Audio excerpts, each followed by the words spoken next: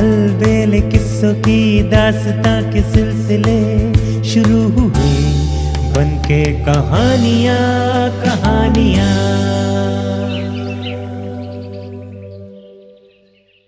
आइए सुनते हैं आज की कहानी होशियार बालक। एक लड़का था, उसकी एक छोटी बहन थी। वे दोनों अकेले रहते थे।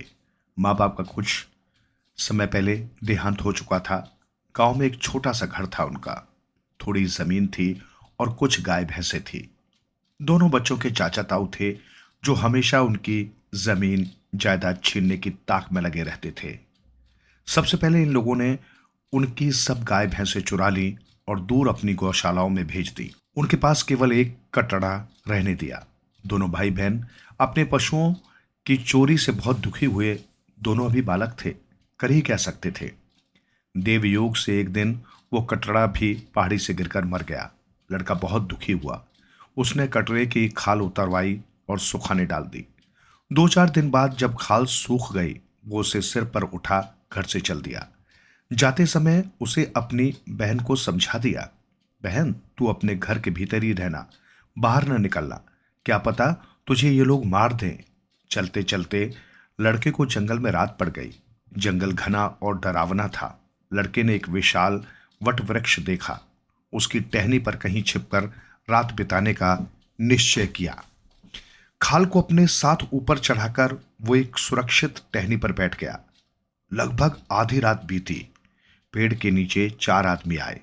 पहले उन्होंने पेड़ के नीचे आग जलाई, फिर खाना खाया। अब वे हिसाब किताब करने बैठ गए। वास्तव में वे चारों चोर थे और चोरी के माल का बंटवारा करने वहां आए थे। माल बांटते बांटते उनमें लड़ाई हो गई। जब उनकी लड़ाई हो रही थी तो लड़के ने ऊपर से खाल नीचे गिरा दी। जब टहनियों और पत्तियों की रगड़ के साथ खाल नीचे गिरी तो बहुत खड़खड़ाहट हुई। चोर डर गए कि पता नहीं कौन भूत प्रेत आ गया। वे भाग खड़े हुए। थोड़ी देर बाद लड़का नीचे उतरा और चोरों का माल इकट्ठा किया। अंधेरा खुलने से पहले ही वो घर की राह हो लिया। घर पहुंचते ही उसने अपनी बहन से कहा, बहन जा अपनी ताई से तकड़ी मांग ला। यदि वो पूछे कि क्या चाहिए तो बता देना, सिक्के तोलने मेरा भाई धन की बोरियां लाया है। लड़की तराजू मांगने गई। वहां उसने सब कुछ ताई को बता दिया। ताई ने सोचा लड़का झूठ बोलता है, धन की बोरियां तो उसके बाप ने नहीं देखी। फिर भी संदेह दूर करने के लिए उसने लकड़ी के छापों के नीचे बिरोजा चिपका दिया। जब बहन तगड़ी ले आई तो लड़के ने 2-4 सिक्के बिरोजे के साथ जानबूझकर चिपका दिए। फिर सारा धन एक संदूक में डाल छिपा दिया। शाम को जब लड़की ने तकड़ी लौटाई तो ताई ने देखा वहां तो सच ही सिक्के चिपके थे। वो हैरान रह गई। उसने ये किस्सा अपने पति को बताया। फिर सब ताऊ चाचाओं को पता लगा कि छोकरा तो कहीं से बहुत धन लेकर आया है। उन्होंने सोचा इसका तो पता करना पड़ेगा। हम तो इसके जमीन जायदाद हथियाना चाहते थे और ये धनवान हो रहा है। वे उसके घर चले आए और मीठी मीठी बातें कर धन लाने का रहस्य पूछा। बेटा तू तो धनवान हो गया, पर यह धन तू लाया कहां से? लड़के ने बताया, धन कमाने का तरीका बहुत आसान है। मेरा कटरा मर गया, उसकी खाल बेचने मैं बाजार गया। बस एक खाल बेची और इतना धन मिल गया। आजकल खालों की बड़ी मांग है। पर बेटा खाल बिकी कैसे? उनकी आंखें आश्चर्य से फटी रह गई। बिकना बड़ा आसान है। बाजार जाओ और ऊंचे ऊंचे आवाज लगाओ, खरीदने वाले स्वयं आएंगे। मेरे पास तो एक ही खाल थी, नहीं तो धन तो मैं खच्चरों में लाद कर लाता। आपके पास तो पशुओं की कमी नहीं, जितनी मर्जी खालें बेच सकते हैं। धन के लालच में उसके ताऊ चाचाओं ने सब पशुओं को मार डाला और खालें सुखाने लगे। जब खालें सूख गईं तो वे उन्हें सिर पर उठा नगर की ओर चले। नगर में जाते ही उन्होंने ऊंची ऊंची आवाजें लगानी शुरू कर दी, खाले ले लो, खाले ले लो। बाजार में सब लोग उन्हें हैरानी से देखने लगे। पागल हो गए हैं शायद ये। जब उन्होंने बार बार आवाजें लगानी शुरू की तो कुछ लोग डंडे ले आए और उन्हें कहा, इन बदबूदार खालों सहित एकदम नगर से बाहर आ जाओ, नहीं तो डंडों से मार मार कर तुम्हारी भी खालें निकाल देंगे। जब वे पैसे के लालच में नहीं माने तो लोगों ने मार मार कर उनकी हालत बिगाड़ दी। खा ले। रास्ते में ही फेंक वे गुस्से में घर लौटे। घर आते ही उन्होंने उस लड़के के घर में आग लगा दी। भाई बहन किसी तरह बच निकले, किंतु उनका सारा सामान जलकर राख हो गया। अगले दिन लड़के ने गांव वालों से बोरियां मांगी। बोरियों में उसने जले हुए घर की राख भरी और उन्हें लेकर बहन सहित गांव से निकल गया। एक रात रास्ते में काटकर वे दूसरी रात एक सराय में ठहरे। उस समय सराय में एक साहूकार अपने नौकरों सहित ठहरा हुआ था। प्रातः ही साहूकार अपने माल असबाब सहित आगे रवाना होने लगा तो लड़का भी बहन के साथ उसके साथ हो लिया। रास्ते में लड़के ने साहूकार की धन की बोरियों के साथ अपनी बोरियां बदल ली और दांव लगाकर दोनों भाई बहन खिसक लिए। धन की बोरियां लेकर वे अपने गांव लौट आए। फिर से झोंपड़ा तैयार किया और पहले की तरह ताई से तकड़ी लाने के लिए बहन को समझाकर भेज दिया। धन तोलने की बात पर ताऊ चाचा फिर से हैरान हुए। अब ये छोकरा धन कहाँ से लाया होगा। फिर से वे उसके घर आ गए और चिकनी चुपड़ी बातें करने लगे। अंत में उन्होंने धन के बारे में पूछ ही लिया। लड़के ने बताया, मैं क्या बताऊं, आपने तो हमें जला डाला था किंतु हम बच निकले। फिर भी आपने हमारा घर सुहा कर दिया, इसलिए मैं आपको कुछ नहीं बताता। तुम्हारा घर तो हमने गुस्से में जलाया है बेटे। तुम्हारे कारण हमने पशु मारे, फिर खुद मार खाई। आप लोग किसी और बाजार में चले गए होंगे। आपको उस बाजार में जाना चाहिए था जहां खाली बिकती हैं। गलती आपने स्वयं की और दंड मुझे दिया। किंतु बेटा, तुझे तो इससे लाभ ही हुआ। धन लेकर आ गया। अब हमें भी तो बता दे धन कमाने का तरीका। लड़का तरीका बताने को राजी न हुआ तो वे उसे धमकाने लगे। लड़के ने फिर बता दिया, आप नहीं मानते तो मैं बताता हूं। आप अपना घर जलाकर उसकी राख बोरियों में इकट्ठी करो। बोरियों को नगर में ले जाओ। वहां पुकार पुकार कर कहना, भाइयों राख खरीद लो, राख खरीद लो। किंतु इस बात की खोज कर लेना कि राख कौन से बाजार में बिकती है।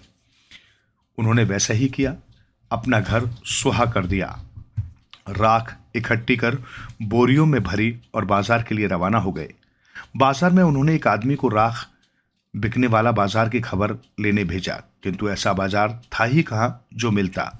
मायूस हो वे वापस लौट आए। लड़के के कहने पर उन्होंने पहले पशु मारे और अब घर से भी हाथ धोने पड़े।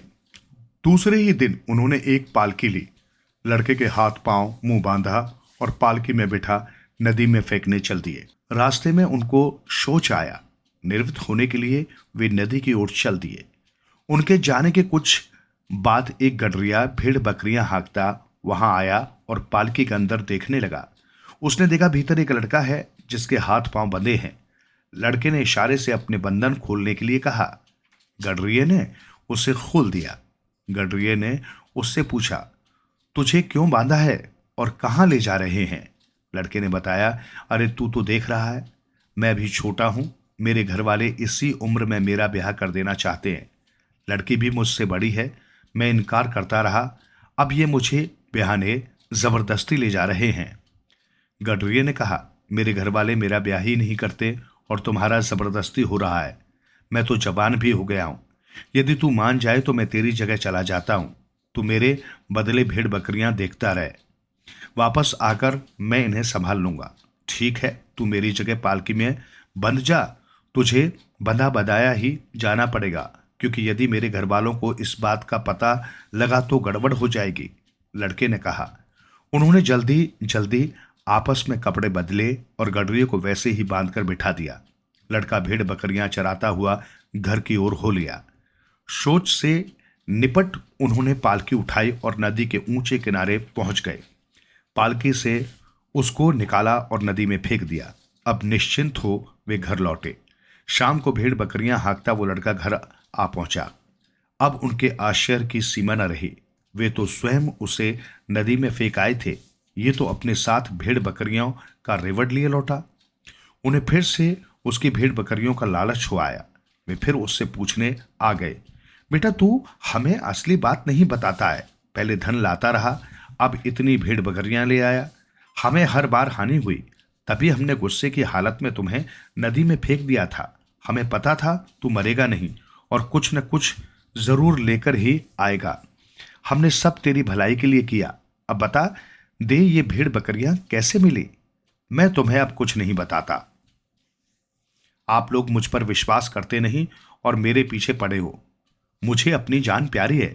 ताऊ चाचाओं ने बहुत मिन्नत की तो लड़के ने बताया। आप लोग फिर मेरी बात का विश्वास नहीं करेंगे। उस दिन नदी से इतनी भेड़ बकरियां लाते लाते मैं थक गया, किंतु भेड़ बकरियां खत्म नहीं हो रही थी।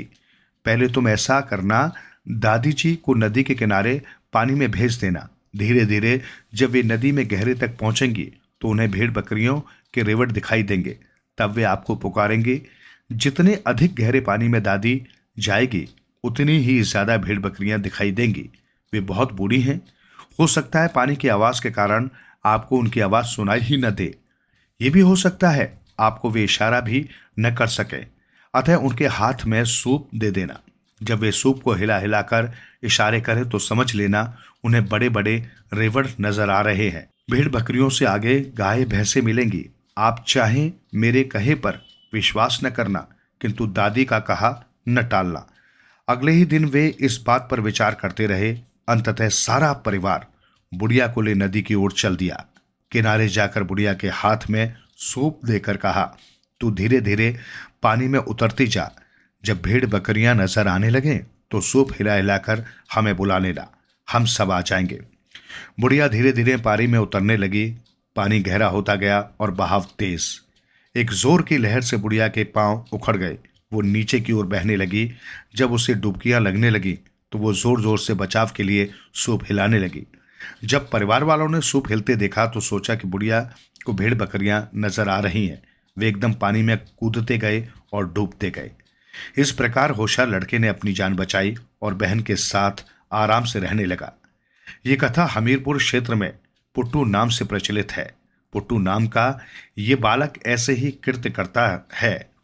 पुट्टू का अर्थ है कुछ नेगेटिव शेड में होशियार या चालाक है।